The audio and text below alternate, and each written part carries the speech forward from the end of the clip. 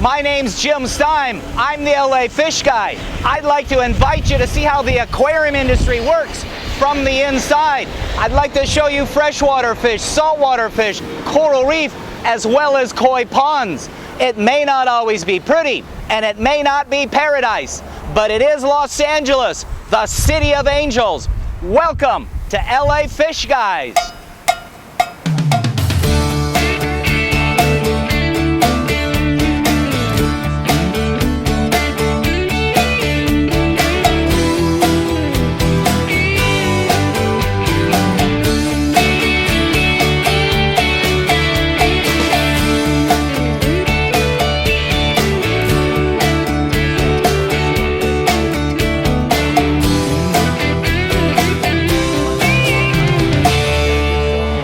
The marine aquarium industry generates approximately $1 billion a year in sales worldwide, with the United States consuming well over 50% of the fish and invertebrates being exported.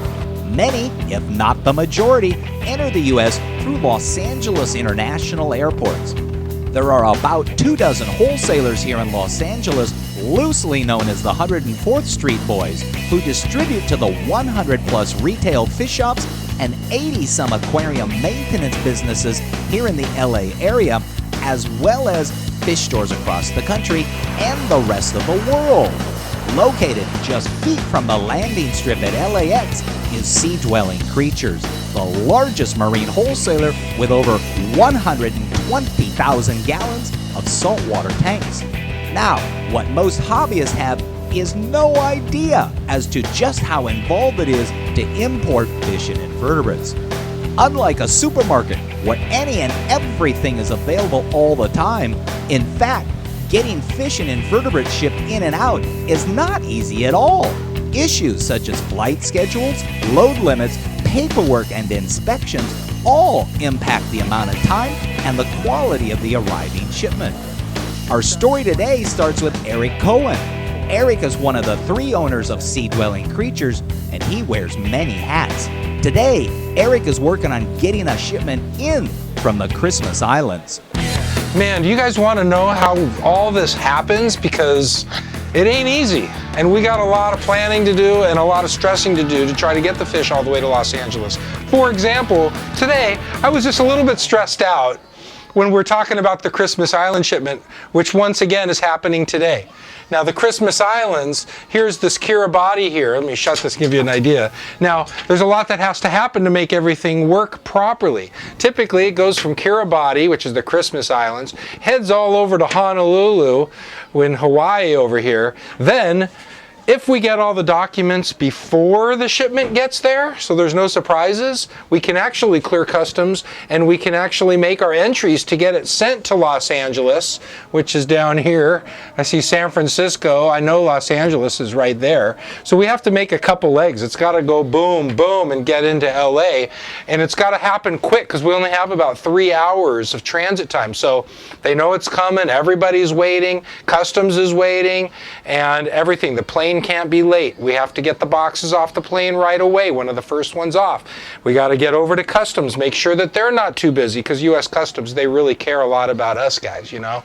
So they're waiting for us, you know, waiting for our paperwork. So fortunately, I just heard that we were able to call the airlines in the Christmas Islands, and they were able to fax us the docs, because for the last 3 hours, we've been waiting for docs. Do you think the supplier sent us the documents like they're supposed to? No, because you know why? Because they don't have a computer. They don't have a fax machine. The lines are down. Who knows if the power is even running over there?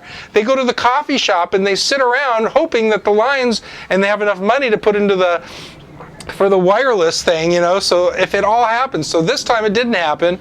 We've been going back and forth, and I've been telling them, if I had the docs, I would send them to you, but I don't have the docs. So luckily, we were able to call the airlines. The airlines had scans of all the documents.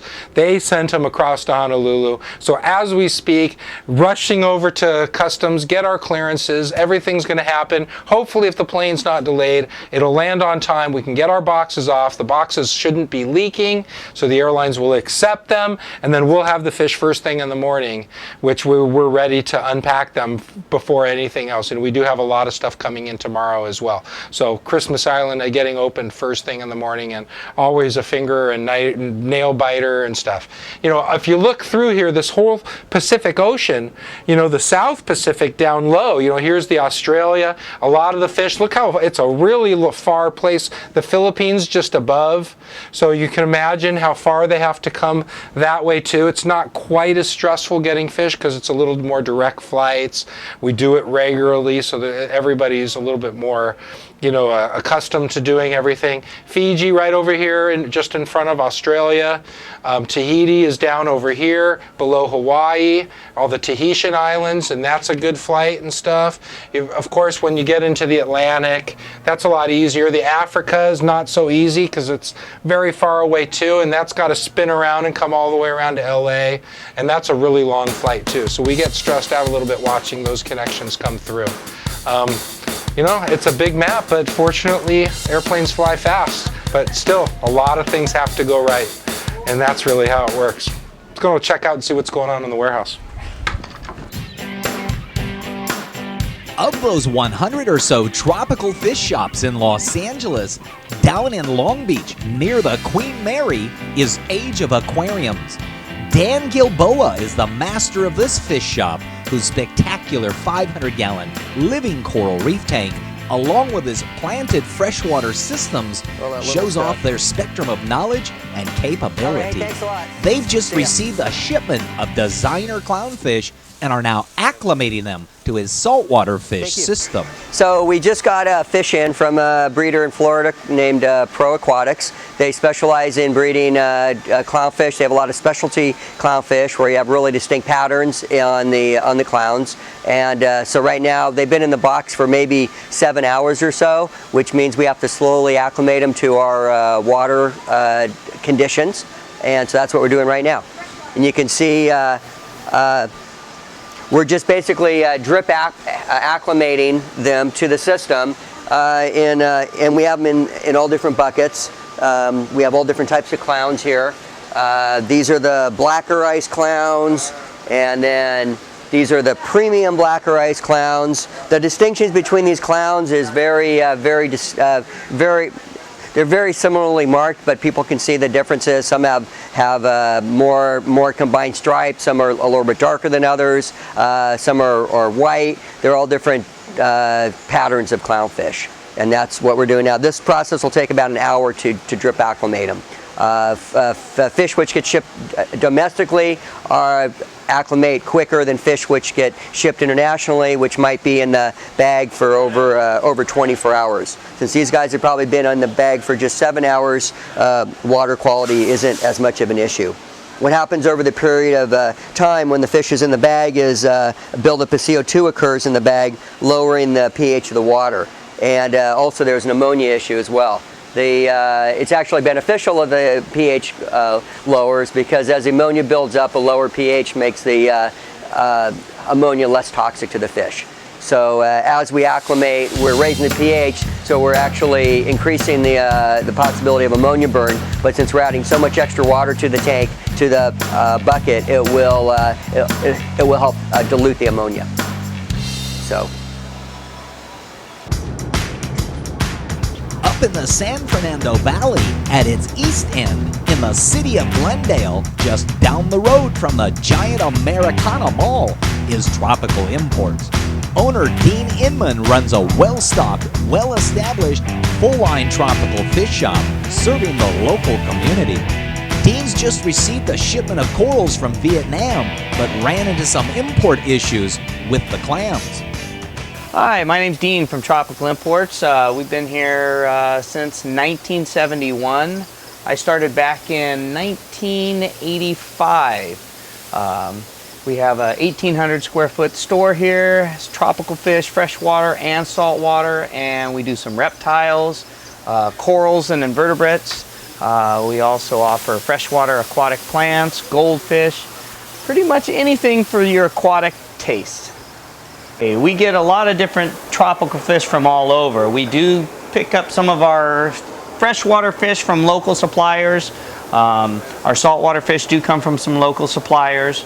I do bring in a lot of this stuff direct from different countries, Singapore, Bangkok, China. Those are all brought in, they fly in. And back here we have our saltwater department. We have a lot of different types of saltwater fish, community style and aggressive style. We've got a lot of different corals here. In fact, this morning we had a Vietnam shipment with a lot of zoanthid polyps and mushrooms this morning.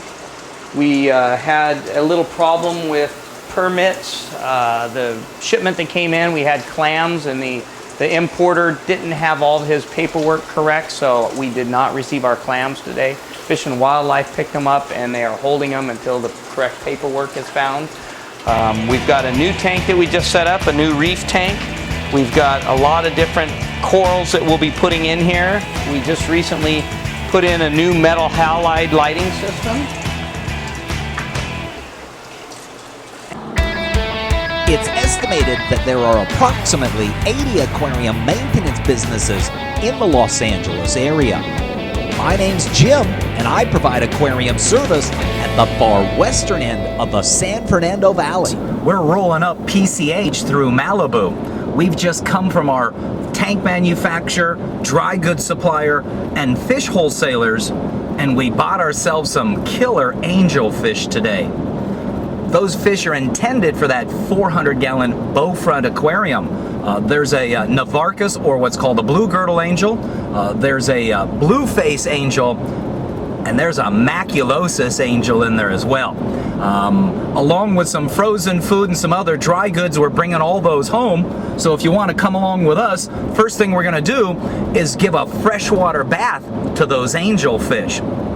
So let's get to work.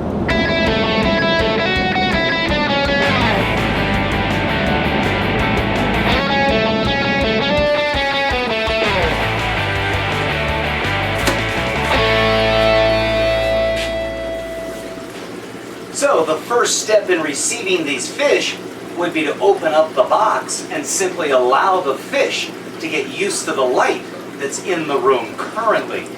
At that point, I would then begin to take the bags of fish out and place them in the various tanks, defining who they're going to be with or which particular tank they'll be in for the next 2 weeks as far as a quarantine is concerned.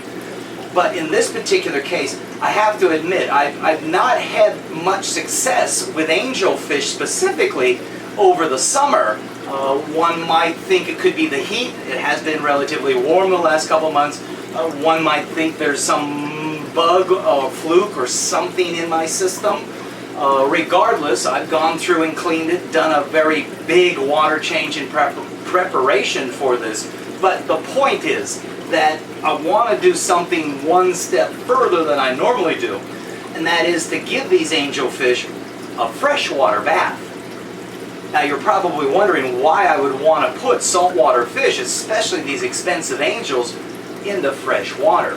Well, the point is that the fresh water will have a serious osmotic imbalance issue with every organism that's sitting inside of it, but obviously the smaller organisms are affected first. The hardier ones are able to hang in there, the hardier being the fish itself. What we're trying to do is affect the parasites that might be on the fish. In this case, I'm really hoping to eliminate any potential flukes, possibly any cryptocarian or odynium, which is normally referred to as ick, but really what I'm trying to eliminate is issues around the eyes of the angels. As I mentioned, I haven't had that much success over the summer with angelfish, and I've lost all of them with some kind of an eye issue. The ones that I have saved, I saved as a result of doing a freshwater bath. There happens to be a French angel up there, and there's a flame angel at the far end, that both of them I've been able to resolve their issues. In fact, there's actually a gray puma angel, a pomacanthus angel up here that we gave a freshwater bath to, and her eye issues seem to disappear. So, without any further ado, let's go ahead and open up the box and at least allow the fish to begin to get used to the light within the room. Tropical Fish Hobbyist magazine has been the authoritative source for aquarium keepers since the first legendary issue rolled off the presses in 1952. With informative articles month after month about the fascinating world of freshwater aquariums, saltwater setups, paludariums, ponds, and more, illustrated in crisp detail by the world's top aquatic photographers. TFH covers it all. And now, with subscriptions starting at $13.95 and a mobile digital edition you can take with you wherever you go, TFH is your ultimate resource for all things aquatic.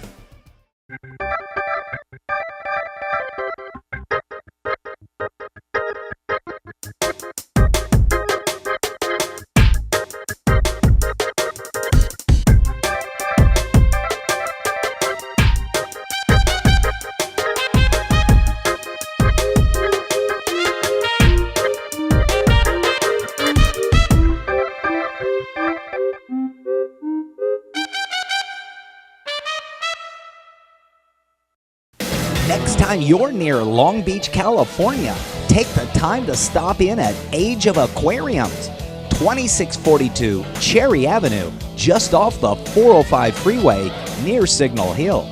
Age of Aquariums carries a full line of dry goods, supplements, and exotic equipment.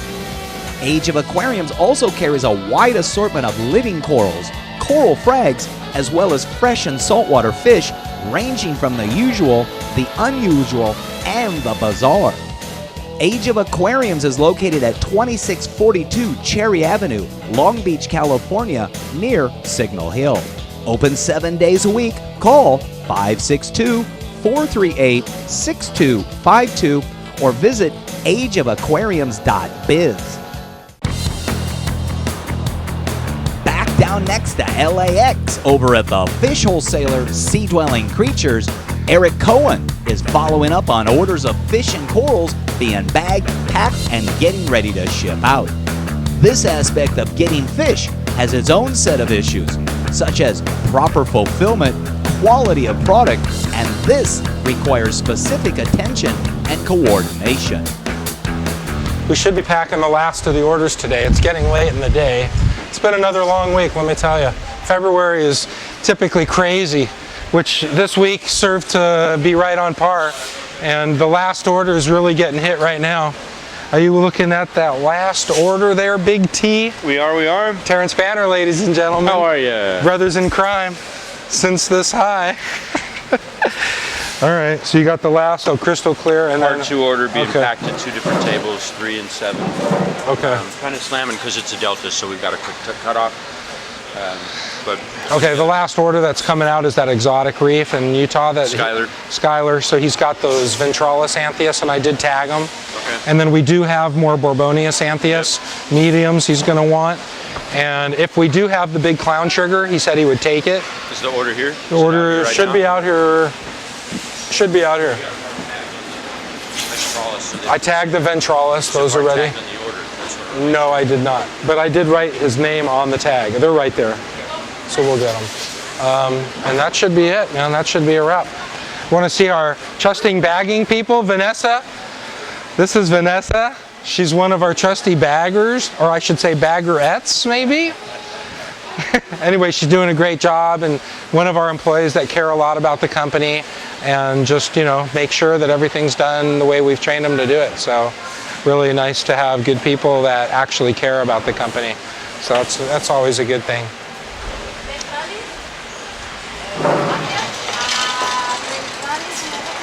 We're just wrapping up some of these orders here. We had a little weather issues this week, it was pretty cold in the Midwest. Kansas City got completely shut down today. I heard we had one shipment stuck at the airport. So fortunately, we do have a customer in Kansas City that's able to pick the shipment up instead of it not being able to transfer to its location. So he's got a 4-wheel drive. He's on his way to the airport right now. It landed earlier today, so I don't think there's going to be too many problems. But that stuff happens. Hopefully we can predict those things a little more carefully. As I tell my staff, let's not ship into the eye of the storm. But sometimes the airlines just route it that way. We didn't plan to send it to Kansas City. It just ended up there. And it was supposed to go, I forget exactly where it was going, but it wasn't supposed to go to Kansas City, I'd tell you that. But anyway, the one that was a shipment that got saved. And there was a crosshatch trigger on that order too. So that's a very expensive fish, and I worry about these things. So this order looks good. You know, we're getting to the end of the week. We've had a lot of incoming. We've had a lot of outgoing. It's just been a real hectic week, and things have gone pretty smoothly for the most part. A couple shipments got stuck today. We made a mistake where we mislabeled a few boxes, and we were lucky to get that fixed. But you know, it's just another week in crazy February, and Sea Dwelling's just pumping it up. What can I tell you?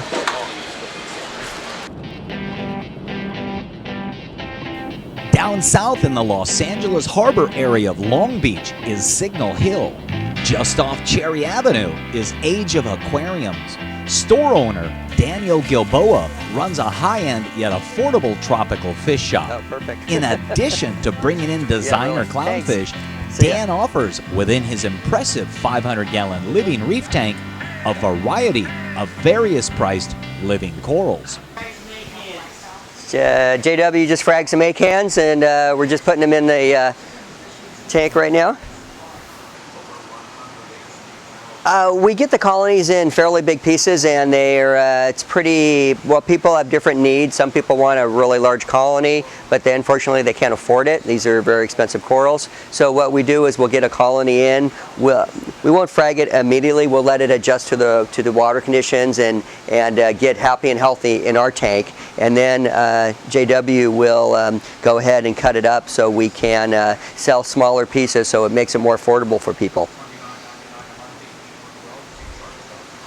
This is a meteor shower,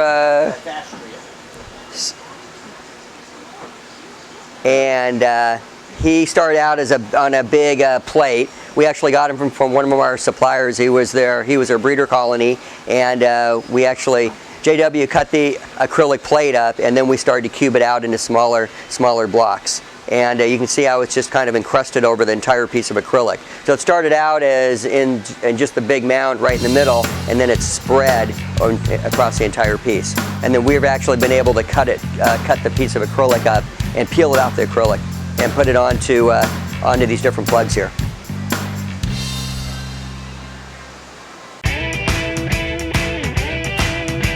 Meanwhile, back up in Glendale at Tropical Imports, Dean Inman's well-established fish shop caters to a more traditional clientele of aquarium hobbyists.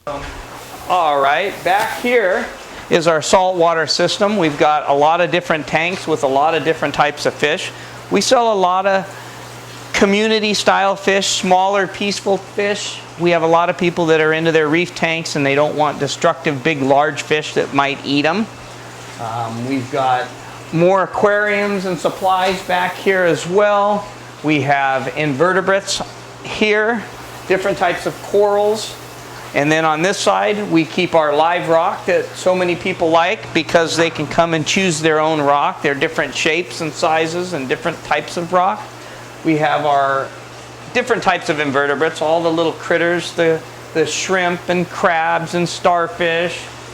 We have a few fish in here. We've even got a shark egg in here. There's a lot of different types of things that we carry, and the selection does change from week to week because the selection at the wholesalers changes from week to week. Sometimes we can get damsels, sometimes we can't, or so I say larger ones or smaller ones. It's a little different. We shop every week like our customers come in here, and customers come in here every week to see the new types of fish and the new supplies that we get. So we get regular shipments weekly. Saltwater is every Wednesday. Freshwater fish come in on Mondays and Tuesdays. Reptiles come in on Friday. I have dry goods as far as aquariums and filters. All the accessories that you may need to put into your aquarium, that comes in on Thursdays and Fridays. So we're pretty much busy all week long, Monday through Friday. Saturday and Sunday we don't have much going on as far as inventory coming in. We're constantly cleaning. There is a lot of things to do here at the fish store. There's a lot of quality of water that we got to make sure stays in check. We got to make sure that we're not running out of inventory. We got to make sure we keep water on hand. We have a lot of people that come in and buy water on a regular basis. We've got a lot of things going on here. Across the San Fernando Valley, out in Thousand Oaks, is my aquarium maintenance business. I just brought home a couple of boxes of saltwater fish. A few of these fish are large angelfish, which tend to arrive with body flukes. My plan is to dip these expensive angelfish into a bucket of fresh water in an attempt to eliminate these external parasites. So I've got all the bags of fish kind of positioned in the tanks as to where I'd like to put them. Those bags are floating in the water so that the temperature of the water in the bags becomes the same as the temperature in the water in the tanks. The freshwater bath process will occur right here. I have two buckets. This is the one that I'll dispense the water out of the bag and strain the fish through. I'll then lift him over into this bucket of fresh water. This is actually reverse osmosis out of my 30 or 50 gallon container on the other side, and so it's already at room temperature. So aside from the salinity issue, the big issue is going to be the again, osmotic imbalance. So I've used the phrase osmotic imbalance a couple of times here, and what it means is there's an imbalance in the densities of fluids or air pressure or something on two different sides of a cellular membrane. And in the case of the saltwater fish, their body, because they've been in saltwater, is designed to hold on to X amount of moisture. When they're placed into an environment that doesn't have that same density, the fluids will want to transfer to the lower density. If I was putting that fish in fresh water, what's going to happen is the fluids inside his body are going to begin to exit the body, trying to equalize with the water they're in there. If it was a freshwater fish and I was putting him in salt water, the opposite would occur. His body would begin to absorb salt. And really where the destructive aspect of a freshwater bath comes in is the radical difference between the two densities. In the case of saltwater versus freshwater, there's a pretty radical difference. And as I said earlier, smaller organisms are affected much greater and much quicker than the bigger organisms. The bigger organism, in this case, being the fish. The smaller organisms being the potential parasites. So they should be affected first before the fish is affected. And that's where the time frame comes in.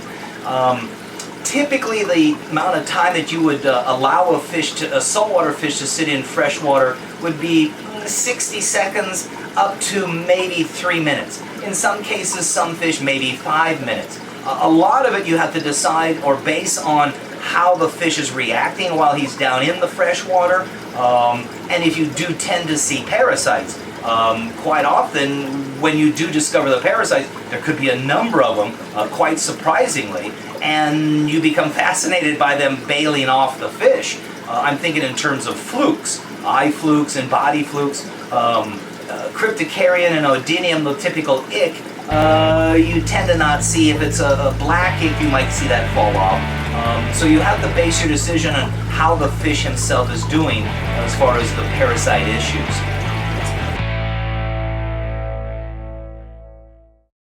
Does your aquarium look like this? Would you like it to grow less algae? Algae scrubbers work! And for the latest in convenience, simplicity, and low cost, meet the Hog Upflow Algae Scrubber. Air pump driven and LED light illuminated, the Hog fits easily into your sump or aquarium. For more information, visit santa-monica.cc. Hi there, my name's Jim Stime, and you know me as the LA Fish Guy. Well, I also wear a couple of other hats. One of them is the jellyfish tank called the Jelly Aquarium, and the third is myfishtank.com. I offer an entire line of acrylic aquariums ranging from rectangular to hexagon, flatback hex, as well as the custom curve front aquariums. There's also an entire line of stands and canopies ranging from MDF to pine to oak with a variety of different finishes available. And the website is even smart enough that you can calculate what the freight and crate charges to your location will be. That's myfishtank.com. Reef Hobbyist Magazine believes that our hobby, our fellow hobbyists, and the animals in our care are best served by the free distribution of quality information. Reef Hobbyist Magazine provides hobbyists with critical husbandry information with an emphasis on marine ornamental breeding efforts. Reef Hobbyist Magazine is available for free in local fish stores across the country, or you can subscribe at www.reefhobbyistmagazine.com. Going back down to the South Bay alongside LAX at Sea Dwelling Creatures, salesman Paul Votava is getting familiar with what's available and stocking what they call the Furnace. It's a weekly collection of the hottest corals they had to offer their customers, the retail stores. So anyways, it's, you know, every Thursday, loading the furnace, getting everything set up. We load in, you know, every week, every Thursday, loading in all the new stuff. Go through, cherry pick, see what we got. And then pop it in here. Then tomorrow I'll come in and load everything, go ahead and set it up so that, you know, take photos individually, and then it's a WYSIWYG kind of thing. People can order, say, hey, I want this, I want that. And if they're the first one to ask for it. This place looks like a Benny Hill show on Monday morning. All the reps at 7 a.m. There's 10 of us sitting here, 6:58, 57, go! Everyone, all over here. This thing is a madhouse. Because you've got basically what? Every aquarium store pretty much in the world looking at these same 500 corals going, ooh, I want that one. So Monday morning, I mean, it's like literally, it's like football practically out here. It gets silly. Personally, I hate this thing. It makes my life on Monday mornings a real pain in the kazoo. But hey, that's what we do for our customers. No, you know, it's cool because you get to see, for me, I'm a fish geek. I've been doing this 35, 40 years now, since my parents' pet shop when I was 10. I see some of the coolest stuff on the planet. What better job could you ever hope to have? I'll never be rich, but hey, it's a, you know, thing of passion. You do it because you love it. I mean, I live in a one-bedroom, little tiny apartment with about 45 fish tanks up the walls, every which way. I've got from 1-gallon jars to breeding this, that, the other, freshwater, saltwater, seahorses. It's really silly. But hey, you know, that's what you do when you're a fish geek, right? I know, you know, don't you? You wouldn't be watching this if you didn't. So back to work for me, kids, and you have a fun time out there in Fishland, and hopefully we'll see you down here someday. Down south in the port of Los Angeles is docked the USS Iowa, and just across the bridge in Long Beach is Age of Aquariums. Dan and his crew are always looking for something new to offer to their customers. They've had flown in from Florida and have just finished acclimating some unique clownfish. But some fish So it looks like we had one DOA on those fish, huh, Jason? On the, just one? That was it? One of the most expensive ones, right? I can't even tell the difference between the, they look, can you see the difference? Buckshot. Looks like Where is the buckshot? B-grade black ice. This is the blacker ice. That's the premium. buckshot. That's the buckshot, and the regular ones are. Oh, I guess there's a Oh, there's more, they got more, they're more white, I guess. Oh, those are the dots? Those are the buckshots. Oh, really? That's your regular ones. Oh, well, most people are going to want the regular ones because they're not going to want the dirty looking ones, right? That'd be my guess. Wow. What do you think of those new designer clownfish? Well, you know, we wouldn't bring them in if people didn't want to buy them. So it's just something unique for people that something different. You know, people want what no one else has, basically. So we try to have something for everybody.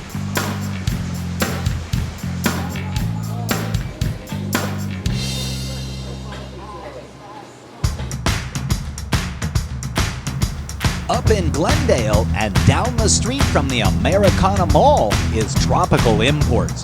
Owner Dean Iman has just imported a partial shipment of corals and wants Henry, his right-hand man, to acclimate some of the colorful Ricordia mushrooms to the show tank on the front counter. And he needs Noe, his left-hand man's help with the cash register. Henry's doing some math there to help somebody out. Yeah, well, It's like a 15. Hey, Henry, in a second, I just got these little mushrooms in from Vietnam today. If we put them in our little container like we had in here, we're probably going to have to move some corals around to fit them in. Okay. So, okay. We got Noe hard at work here. He's changing the register paper.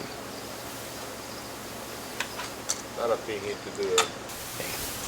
So let's see how it goes. Let's see what happens here.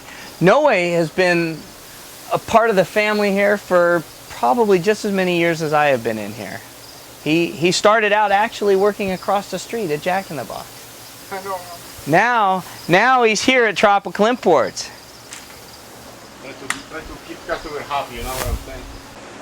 What are you doing?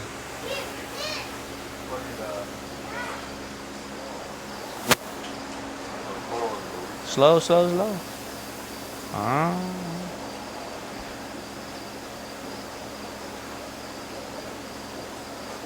You do have the extended reach, which makes it nice.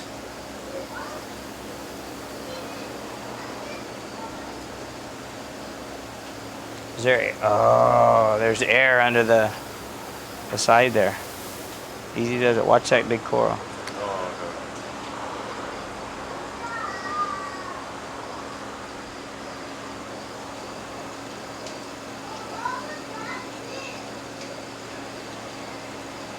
How's it going now? Think it's like a rock? Nice. Got it down good. Some new shipment in. What's that? No, I don't want the cover on there, but this can go outside. You can get rid of that water. So, yeah, it's just business has been up and down. You know, it's right now I never know what to expect. It's definitely a roller coaster right now. We've got we got nothing really happening today. The only thing I got in today for was saltwater corals. No freshwater fish. I have so many from last week, and business has been slow. We just didn't get any. So tomorrow, or actually tonight, I meet with my salesman, which will look over the inventory for Friday's delivery. So we got Central Pet comes in on Fridays. Lemar Aquarium comes in on Fridays. And any of the jobbers that we may get a few odds and ends from, they pop in usually. Everybody shows up usually Monday through Wednesday for the inventory to come in at the end of the week. Or tonight I have to order freshwater fish for next week. So tonight I gotta go over all my lists, and I'll be ordering fish tonight for stuff to come in next Monday. No freshwater fish came in this Monday because we don't have any vacancies right now, so we need more customers. So, what are we going to do today, Henry? We're going to clean tanks, we're going to fix shelves, so. Way up the 101 Ventura Freeway, out in the west end of Los Angeles, is Thousand Oaks. I've just brought home some angelfish, and I'm now prepared to dip them in fresh water. Now, the acclimation process, the freshwater bath process will occur right here.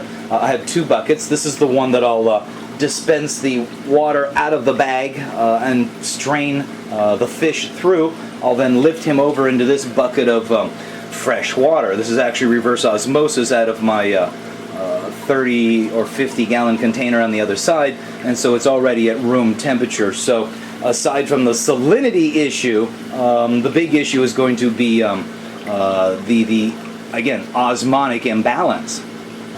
So we'll go ahead and start with the Navarcus, or the blue girdle angel.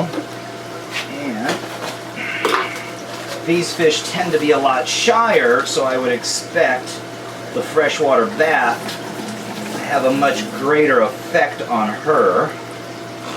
And here we go into the fresh water.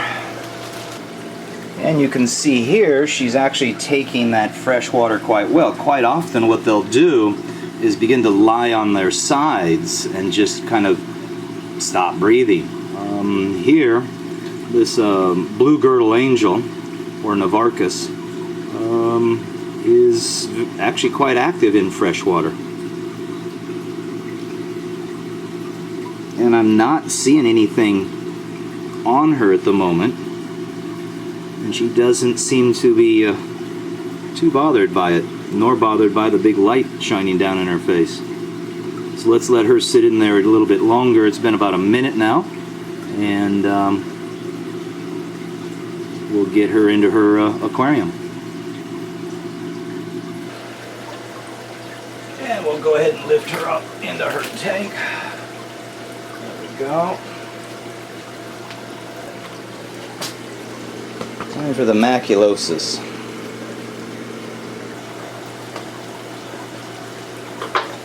Okay.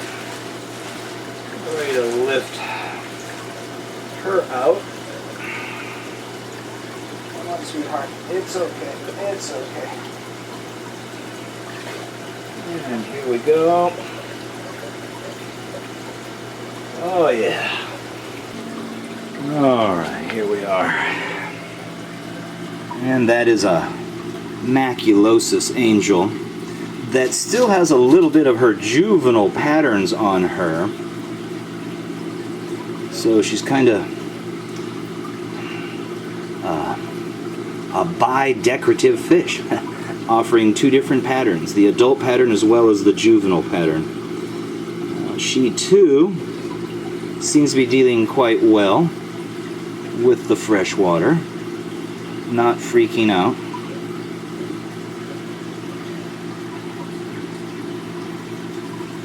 And not seeing anything on her or anything that's coming off her. Okay. And here we go. And there you are.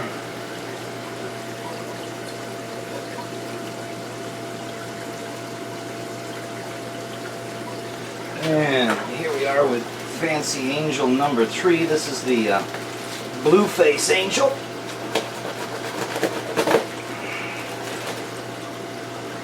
And come on, sweetheart. Come on, baby. I got you. And there we go. Whoops. And here we are with the blue face. She's doing what I typically would expect. And that is they kind of go into a stunted kind of posture and seem to stop moving, and she's not tolerating it real well. Of course, she's also a shy angel too, but that's a blue face angel. So I would say these are 3 really spectacularly colorful angels that'll be going into the 400-gallon bow front, and he should be quite pleased with that. I've also got a few other angels here that I'll be adding as well. There's a juvenile French angel. There's a Pomacanthus, or called a gray puma angel. And then I did buy some lemon peels today to try to make one more attempt, which I wasn't real successful with the pygmy angels in his tank. All I ended up with was a single bicolor angel. The rest of them I didn't get through quarantine, and there was flameback angels and Venustus angels and flame angels, and I just really did not do very well with pygmy angels in particular.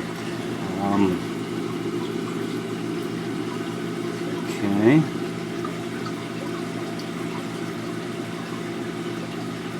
I don't see anything coming off her either, but in this case I didn't want to risk eye issues, especially with these expensive fish.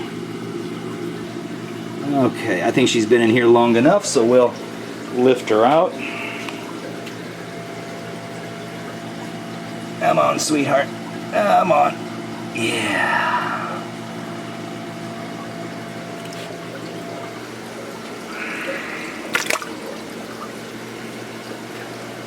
And there she is. Right next to the maculosus. And then the Navarcus, which is actually hiding up there in the back corner at the moment. And then over here is the French angel that I already have. And then there's a gray puma here. I think she's got a great little attitude. And I got a couple more fish to release, but that's what I've done as far as trying to prevent parasite issues with the fish as I introduce them into the tank.